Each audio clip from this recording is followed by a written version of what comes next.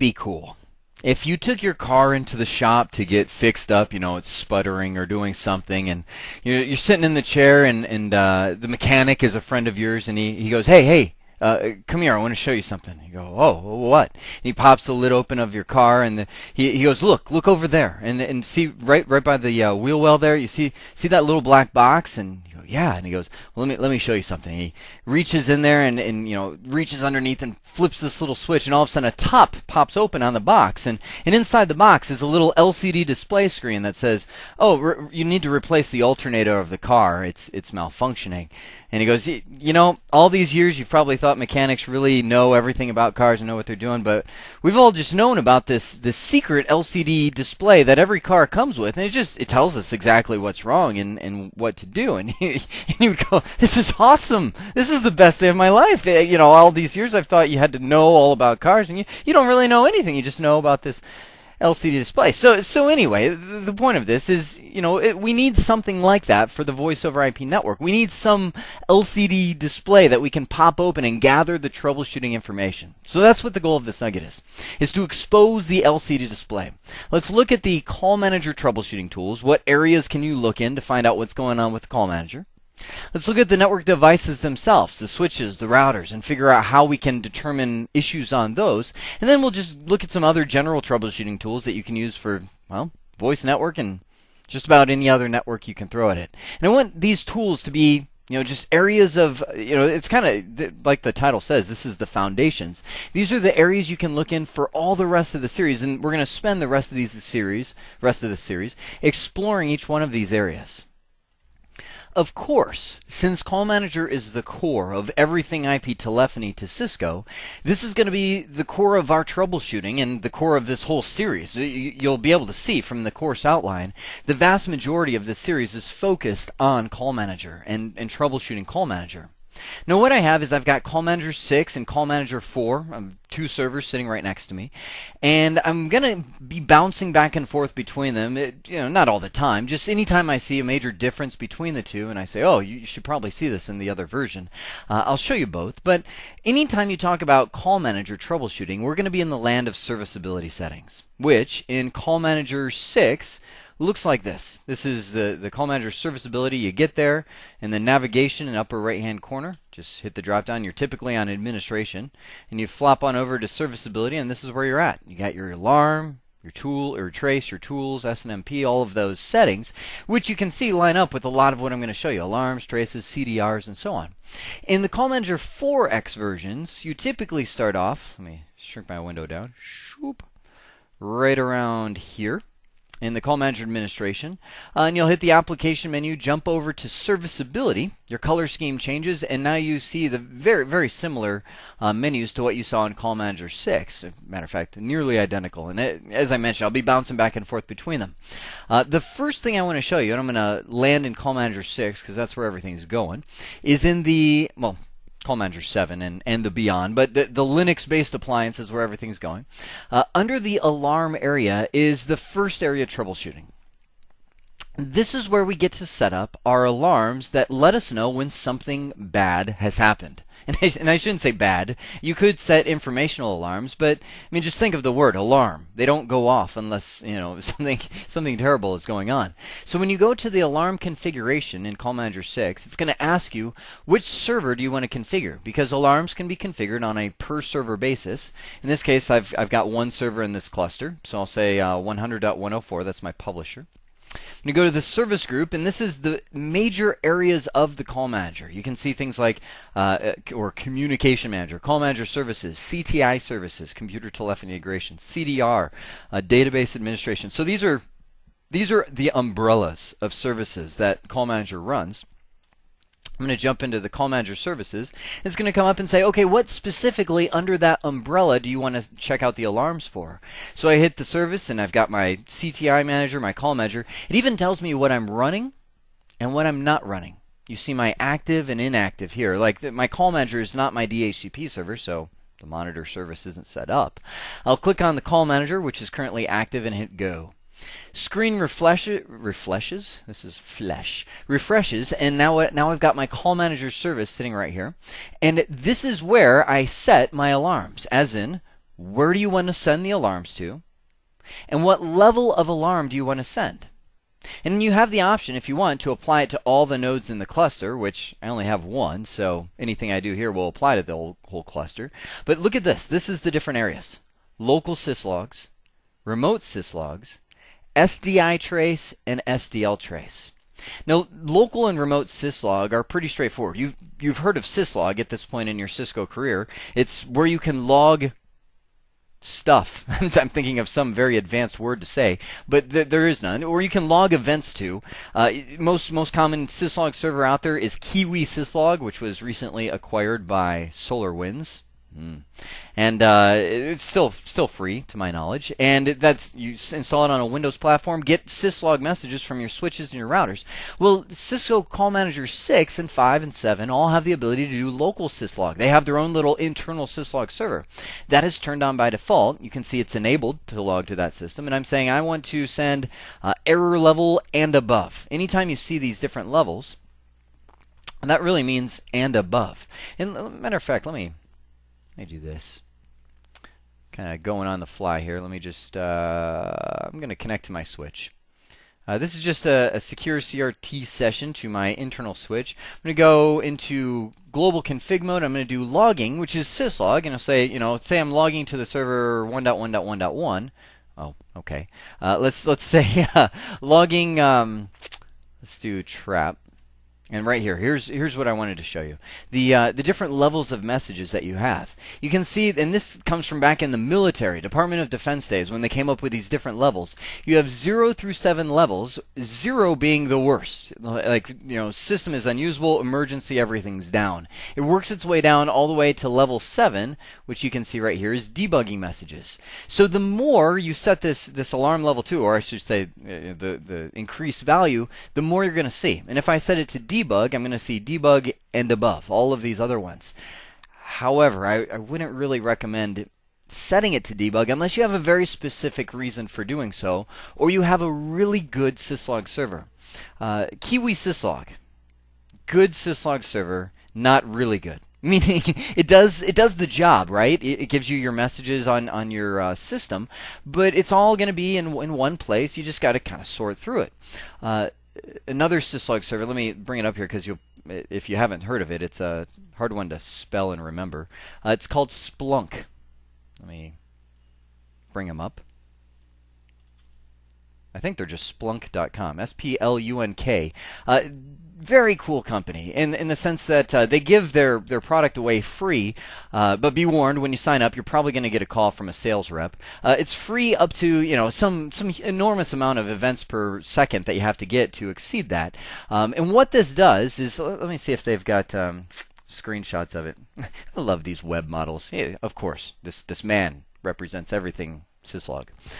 So if I go down here, let's see, you can look through this on your own. But anyway, Splunk allows you to, I'm giving up on it. Splunk allows you to receive unlimited data, just a massive amount of data, and it will actually categorize and log it for you, put it in different containers, so you're not overwhelmed. I guess the point I'm trying to make is don't set it to some enormous logging level unless you have a utility like Splunk that allows you to sort through that information, because otherwise your logging is going to be useless. You'll be so overwhelmed you'll never look at it. So local syslog is local to the call manager. Remote is going to some remote syslog server like Splunk or Kiwi, and you check that box, type in the remote server name or IP address right there, and say what level you want to send over there. Then you have your trace files, and we'll talk about traces in just a second, but you have your SDI and SDL traces. SDI traces is mostly what you'll be using. Like, day to day, if you're really hitting some problems that you can't figure out, you'll start digging in the SDI traces to see what's going on. SDL traces, and again, we'll talk about this, but this is mainly for Cisco. Cisco, this is like low level. When you go onto a router, if you ever are on Cisco TAC, they'll always say, "Oh yeah, go on your router and type in show." What is it? Show. It slipped my mind. What is it? Show tech, which is essentially a dump of everything to, it's like whoosh, a dump of everything to the screen of what's running on your device, and they say, send us the output of the show tech. Now, in day-to-day life, you don't execute show tech. I've never said, oh, well, I just need to do a show tech on my device, because it's just overwhelming. It's too much info. But for someone like Cisco, and that's coming back to this LCDL trace, it's a lot of info. But for somebody who just wants to look through it, they've got the tools to analyze it, it works great for them. There is one other thing I want to point out in Call Manager 4.x. Let me bring that over here. When you go to the alarm configurations in this world, bring it up, click on my server, go to Call Manager, and you can see that we have the syslog trace that is only remote, meaning if you enable syslog, there is no local syslog server. Notice that that has been replaced by the event viewer. Call Manager 6 over here does not have an event viewer, because event viewer is a Windows service. You've probably seen the Windows event viewer before. That's where you can log to in Call Manager 4.x. In Call Manager 6, you can't really access the underlying operating system, so there is no event viewer option. So that's where you can configure your alarm destinations from, is under the alarm configuration section. You also have the definitions, and this is where you can set what alarms there are. So we can go under the Call Manager alarm catalog and say, let's look at the alarms specific to the Call Manager, and click Find. And underneath here you can see all the alarms. You can see page 1 of 11 for Cisco Call Manager, one of 102 different alarms. And you can go through and edit these alarms. You can change the severity, like Call Manager failure. You can see that severity is an error level severity, because essentially call managers can be redundant, it can fail over, so they don't think that's really an emergency. But if you want, you can go in, you can modify this and say, well, here's the reasons why that this alarm can fire. And then down here we have user-defined text. Now this is something that you can add, troubleshooting notes like, oh, when this alarm happens, just reboot Cisco Call Manager server and notify me. Or something to that effect. You can put whatever text you want to be added to the alert, so when the technician gets that, they know exactly what to do. So these are customizable and adjustable. You can go through and configure the alarms for just about anything, any alarm that can fire in the Cisco Call Manager. So that's the alarm side of things. Next up in the list, we have the traces. And the traces is when you're in the nitty-gritty troubleshooting realm, what you use to start debugging your Cisco Call Manager server. And debug is the best thing I can throw at you to relate to you what traces are like. If you've ever used debug on a router, you know that sometimes you get stuff that's useful, sometimes you get stuff that's not useful, and sometimes you just get plain overwhelmed with the amount of information that's thrown at you. And traces are by far the same thing in the Call Manager realm. There's just a lot of potential for what can be thrown at you when you start getting into the trace realm. So I'm going to bring up the Call Manager. We're moving over this trace section. You have the configuration. I'm going to go into the Call Manager. You can see I have my server right here. I'm going to choose the service group, and it says essentially what area of the Call Manager do you want to trace. And I want to make sure as I'm selecting these things, we're going to be revisiting all these things, going through the different services, looking at trace files. This is just an overview of the LCD display of where we can figure out what's wrong. So I'm going to say I want my Call Manager service, and show me Cisco Call Manager services that are running. And inside of here I can see my trace and what's selected. Now Cisco typically recommends that if you're going to do a trace, and turn traces on, you set the trace level to detailed. It's going to give you a lot of information, but it makes sure that you're not going to miss what you're looking for. Like it'll show you everything. But under that same recommendation, Cisco says that if you are done doing your trace, make sure you turn it off. You check this little trace on box and save it, because it does add a lot of overhead to the Cisco router. Not to mention you'll start filling up hard drive partitions quickly with the amount of information that you're logging.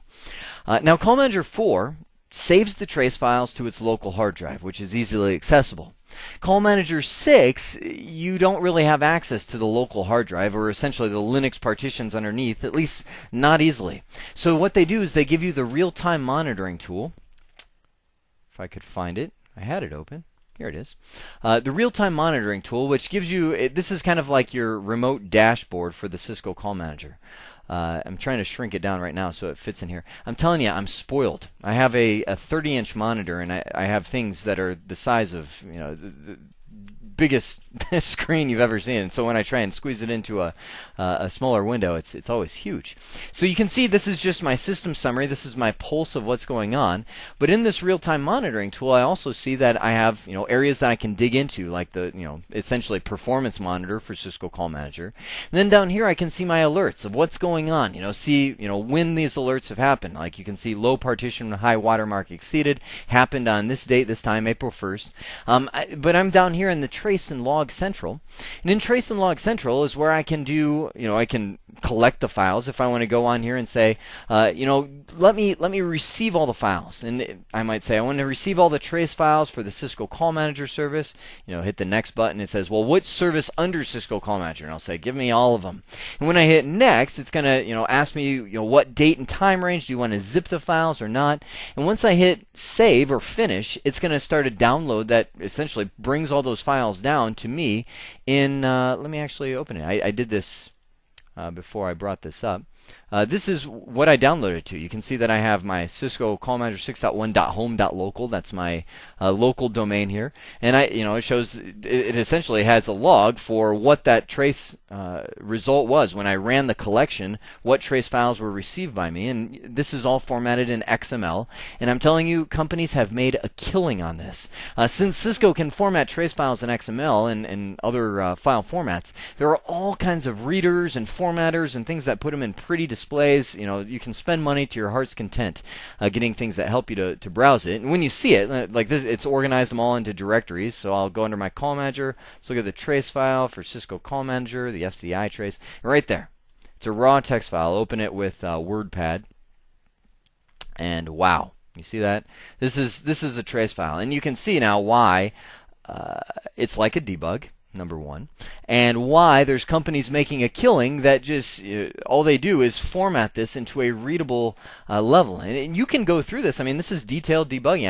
I can start looking at it and say, okay, it looks like right here we had a log message, standalone cluster. Not really much going on. Just saying we've closed a file on the Call Manager. There's no big deal. And as I scroll down, I can start saying, oh, here's a call that was placed. Line control, set call state to this, and you can start trying to work in it in the text file. But that real-time monitoring tool also gives you the ability, let me hit cancel on that, to do a remote browse. So I can say, well, let me browse the files on the Call Manager server without downloading them to my local PC. I'll say, select all the services and finish. And what it's doing is it's going through. You can see the little cheese ball over here. It looks like mouse cheese to me. Browsing. It says, okay, you're ready. You can now browse the node. I expand this out. There's my Call Manager. Browse down in there, show me the SDI traces. There's my trace, and it pops up and says, well, what do you want to use to view this? And there's two different viewers you can use. I'll use the generic one for now, which essentially is like WordPad. It's kind of I guess a little better formatting than WordPad. It doesn't wrap them quite as long. And oops, if I stretch this out beyond what you can see it kind of formats it in a little easier to read format, and I can scroll up and down through this and find out, like I placed a call just a moment ago. Let me see if I can find it in here. It's probably near the end. Let's see, verification requests, blah, blah, blah, blah, blah, blah. Let me see if I can track it down. There's some, oh, here we go. There's some files open and closed. Well, let me do a search here. I'm going to type in DD, which stands for dial digits, and do a search, and it highlight. Well, of course, it's finding IP address and everything like that, but it'll let me see it a little easier. IP address, nope. Do you see what I mean when I say it can be useful and it might not be useful? DD, DD, DD, DD, DD, DD. There we go. There we go. Buried right in there. You can see I have dial digits. This is what I just grabbed my phone, which is extension 2001. Actually, my wife's phone, and lifted it off the handset. You can see dial digits right now is none, and then I dialed a 5. You can see the 5 showing up right there.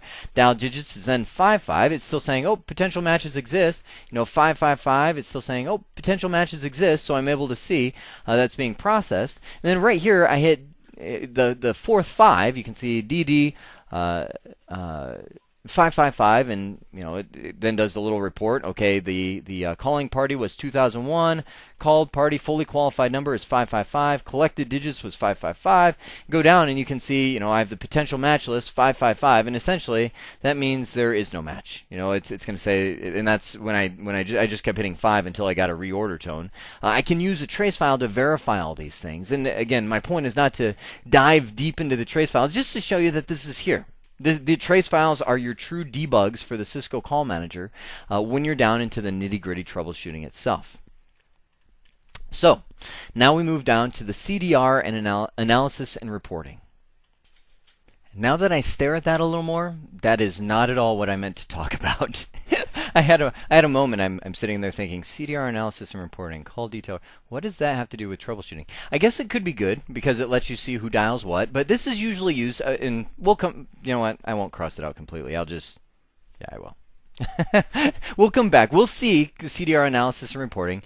Call detail records are used to trace calls, a lot of times used for billing, a lot of times used to find out who called an emergency number such as 911. But what I really meant to talk about there, I don't know why I wrote CDR analysis and reporting, is Cisco DNA, the dialed number analyzer. What DNA is all about is allowing you to see the call flow for a dialed number. This actually comes as an add-on in Call Manager 4.x. You have to go into the publisher and install it, almost like you do the bulk administration tool. And in Call Manager 6, it actually is a service that you need to activate. So you go into, let me bring that up. You would go into the Tools, Service Activation, and right there, Cisco Dialed Number Analyzer. Once you activate it, the DNA Dialed Number Analyzer will appear in your tools list. And when I click on it, you can see it opens in another window or another tab if you're using a real browser like Firefox. And I go down to oh, notice how I slide those things in there. I go down to the Analysis drop-down, hit Analyzer, and I can say, what digits do you want to analyze? So this allows me to be anyone, dialing anyone, and you can follow the call flow. I can't tell you how many things DNA can help you troubleshoot. Anytime somebody calls and says, "Hey, I'm trying to call this, and I get a fast busy," or I'm getting there's a long delay. This thing can be used for all kinds of troubleshooting.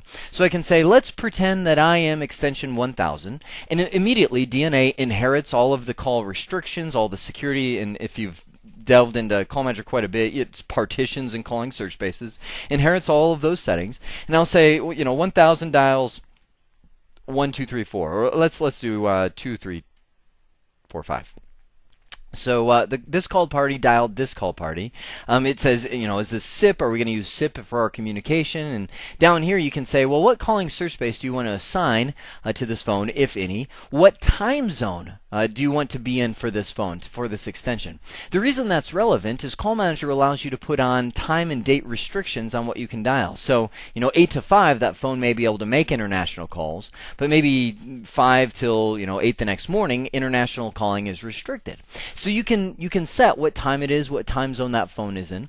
So it's very flexible with that, and watch what happens. As soon as I say this is what I want, it pops up in another window and says, okay, 1000 just dialed 2345. It says we will route this pattern. So the good news is you matched something. That there's a pattern. You can see XXXX.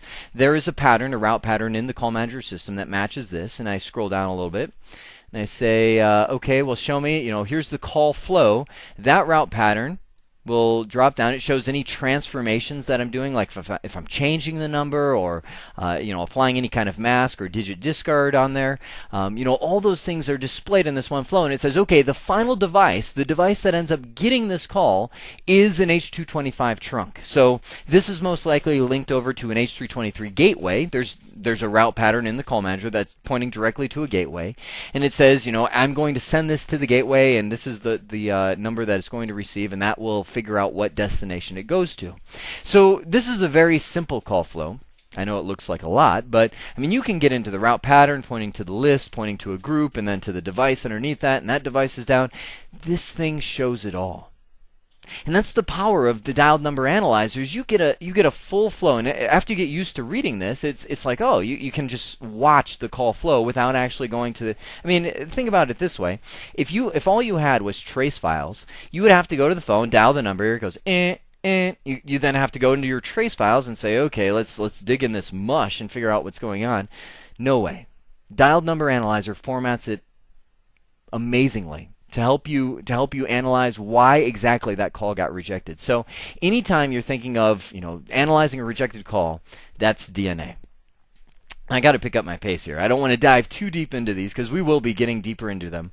Let's look at the control center. Control center. Let me close DNA.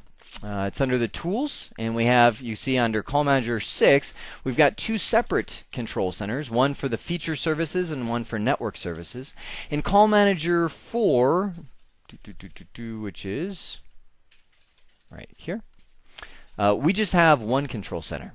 And it's a little easier to read in Call Manager 4. You essentially choose your service. This is like your Windows Services control panel, where you can go into any service and stop it, start it, restart it, and so on. Like let's say you've got a call manager in your cluster of 3 call manager servers that's being a little wacky. I can just go into the call manager service, hit stop, and immediately the call manager service is down on that server. You've got nice little icons to show you what's stopped, and that removes it from the call processing. All the phones that were assigned to that server, shoop, just jump ship to the other servers, and you can do your troubleshooting and then work on it, and once it's fixed, go back in and restart the service, get it powered back up. Or if you ever make a change that requires a restart to the services, that's what Control Center does. So very useful. Same thing on Call Manager 6, they just have more services to deal with there. So they split into 2 separate sections. Last thing in the Call Manager side, well, second to last, the real-time monitoring tool. In Call Manager 4, this is there, but hardly anybody uses it because there's other ways to get the same information. In Call Manager 5, 6, and 7, this is it. This is your tool to analyze, to get performance alerts, to get alerts in general, to analyze your trace files, to look at your processes running on there. See, in Call Manager 4, you've got the performance monitor, you've got task manager, all those Windows-based things. No way in Call Manager 5 and above. So this is your lifeline, and you can see in here you get a a nice little system summary. What's your CPU utilization? What's your partition usage? How much disk space do you have? Virtual memory. So you can zoom in. You can see to see exactly certain settings and certain times and so on here. It's very easy to use, very easy to learn. It's Java based, so it has that Java look and feel. But it's good for doing all of those things that I have there in that list. Last but not least is server-based / CLI troubleshooting. This is done from the call manager itself. While Cisco does not allow you to get to the Linux underpinnings of Call Manager 5, 6, or 7, they do give you a command line console, which is very useful. It's tweaked and tuned just for Call Manager administration. You can get there through SSH. So I'll bring up my secure CRT 172.30.100.104 is my call manager. Brings up and says, what is your username? Admin. Password is my secret ninja password. Log in there. You can see that it's bringing up an SSH prompt, and it does pop up there and says, warning, VMware is virtual environment is not detected. It's not a supported platform.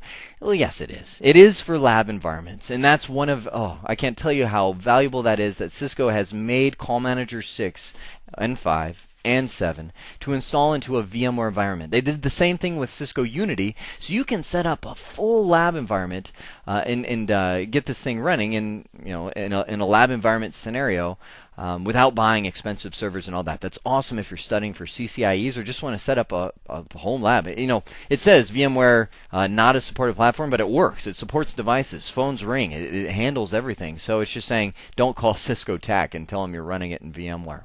So once I'm at the command line, you can see we've got, I hit question mark. It's very much like the iOS, to where I can type in show and get a lot of, basic information about this. Give me a show environment on the, let's do the temperature and find out that there's an error with that command. So some commands work, and this is in VMware, so I'm one that may be disabled or something like that. But the main thing I use this for, before I dig myself into a hole I can't get out of, is the utilities. The utils is where you can do kind of system work and system troubleshooting. So I can say utils for the system. It's time to upgrade. I want to restart my call manager system, or I want to shut it down. One of the most common things people have asked me is, how do I shut down the call manager server without just turning it off and pulling the plug? Well, that's what you do. You go in. Oh, you know what? I just realized I'm cutting off the bottom of everything I'm typing. Sorry. I go in and do utils system shutdown. Hit enter, and it says, "Are you sure you want to shut down the system?" I'll hit no, but that is a safe way to power down the system and get it running. You can get to this console, the command line interface, either by connecting a monitor directly to the server and getting in there, or using SSH and accessing the server remotely. So as you can see, the core of our troubleshooting will be in the call manager realm, and we will be living, as I've said multiple times, living in those tools throughout the rest of this series. But we also have some other troubleshooting that we can do on our network devices, which if you've been in the Cisco world for a little while, which I'm assuming you have, you've got your standard show and debug commands. Show commands being just static information. It's not changing. It's very low processor utilization to do these. So I can do like a show IP interface brief, my all-time favorite command. Get a list of the interfaces on my switch, their current status, IP addresses, all that kind of stuff. I can also go in and do a, well, I was going to say show interface. Show interface, fast Ethernet 0, we'll say 2, and see how many packets I've received. It's show commands. It's standard static information. Debug commands are a little more lively as it's happening, real time. Like I do a debug IP packet. Kids don't try that one at home. Don't do that in a production network. I'll also do a terminal. I've already got terminal monitor turned on, so it shows every single packet that the switch is receiving, what it's doing with it, how it's routing. And in a production environment, if you've got a solid amount of traffic going through your device, you probably just killed it with that command. You got to be very careful with debugs because they can swarm you with information. This is in a lab environment, so it's very, very tame when I did that command. So those are just your standard tools on Cisco network devices. Then finally we have other tools. Packet sniffers, key to when you're really diving into why things are not working. You want to figure out what's going on the network. So let me show you, of course, the all-time favorite packet sniffer, Wireshark. Used to be Ethereal. So Wireshark is it's like a staple tool in your network tool belt. I can go in. Let me show you just how easy this is. I'll go in and say capture interfaces. Drag this into my window here, and I'll say I'm connected to a VPN, so you can see there's some packets going up there. I'm going to grab my gigabit Ethernet and hit start. Meanwhile, I'm going to bring open a command prompt, and I'll say, I'm going to telnet to nethack.alt.org, which is just an online gaming community. Just a simple telnet server, just for a demonstration. I'll say I'm going to register a new user. Let's say my username will be Jeremy 0115 0. That sounds good. 0110. Password, I'll say go Jeremy. Go Jeremy. That's my password. It says enter your email address. That's enough. Good. I'm going to go back here and hit capture, stop, just because I know I've captured now some of the information I'm looking for. I'm going to go over here and see if I can find some of my TCP information. Now this looks like source port 80, so that's web information. Not looking for that. Source 80, okay, good. I'm looking for my source port of 23 or destination port of 23, so I can find some of that telnet information that I just found. And you can put filters on here to where I can say, just show me TCP streams, but there we go. There's some telnet data. The reason I wanted to find that is I can expand that and say, okay, well, here is, for instance, some telnet data that was sent to me from nethackalt.org, but good news is Wireshark makes it easy. I can click on Analyze and say, follow that TCP stream, meaning reassemble all those packets from that TCP stream that was there and display it to the screen. And look at this. This just shows you, if you're using Telnet to manage your devices, just how easy somebody can cut through the Telnet information. You can see from the beginning, this is where I Telnetted in. It said, enter your username, and I typed in Jeremy. And notice it's in red and blue there, showing JJEERREE and so on. The red and blue represent send and receive. And the reason that I see 2 is because it's being echoed back to me as I type. Now notice down here is where I had my password. I typed in my password, which I couldn't see on the screen, but Wireshark grabbed it. It's in clear text, so you can grab it. So if that didn't inspire you to use SSH for your management, I'm not too sure what else will. Because if somebody captures your packets with Telnet, it's very easy to reassemble them and put together. Now that's of course using Wireshark for hacking and for the side of evil, but you can use Wireshark for all kinds of good things as well, to diagnose and troubleshoot problems. And then finally, Cisco.com utilities. I'll be showing you some of them as we go through. Some I'll just leave up to you to download. Cisco gives you many utilities to help troubleshoot your voice network and figure out what's going on that they make available from their CCO. Whew, I have to bite my tongue. I got deeper into a lot of those tools than I had intended. My goal was just to show you them, and I think I accomplished that. You see a lot of the tools that you have at your disposal. What I'm going to be doing through the rest of the series is setting up scenarios where we would need those tools, and troubleshooting steps of how to figure out what problems are going on throughout our network, and using those tools to diagnose it. If you're preparing for the certification exam, it behooves you to become very familiar with those tools. Look at the output, and a lot of them be familiar with the output generated by them and weeding through a lot of that. So just to wrap things up, we have seen the call manager troubleshooting tools, which really focuses in on that serviceability area of the call manager, looking at the dialed number analyzer, getting into the control center, the traces, the alarms. We looked at the network devices themselves, show and debug commands, and then some of the other troubleshooting tools like Wireshark, and then we'll dive into later a lot of the CCO tools that you can download to assist in troubleshooting your voice network. I hope this has been informative for you. I'd like to thank you for viewing.